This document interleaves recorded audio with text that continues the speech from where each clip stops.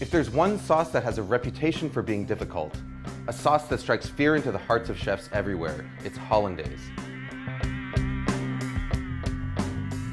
Now Hollandaise, just like mayonnaise, is a fat in water emulsion.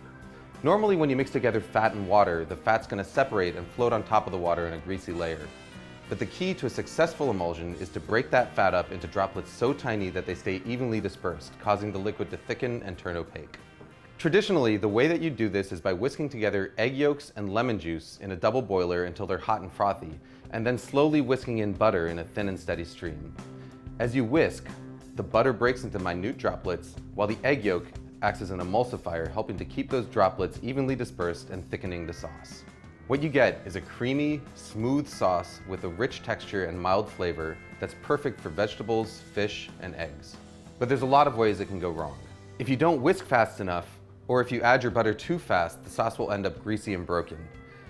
If you don't cook your eggs enough, it won't thicken properly, but if you cook them too much, you end up with broken scrambled eggs. The fact of the matter is, if you want to learn how to do it the traditional way, the road to perfect Hollandaise is paved in broken sauces. But here's the good news. There's an alternative method that is completely foolproof, produces a Hollandaise that's every bit as good as the traditional version, and takes about a minute start to finish.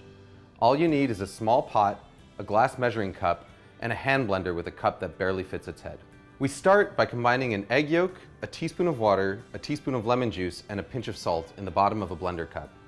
Next, we melt a stick of butter on the stovetop until it's completely hot and bubbling. It should register about 220 degrees Fahrenheit with an instant read thermometer. Pour that butter into a glass measuring cup. Now all we've got to do is stick the hand blender into the cup, start it running, and then slowly drizzle in our butter. As the hot butter hits the eggs, they start to cook.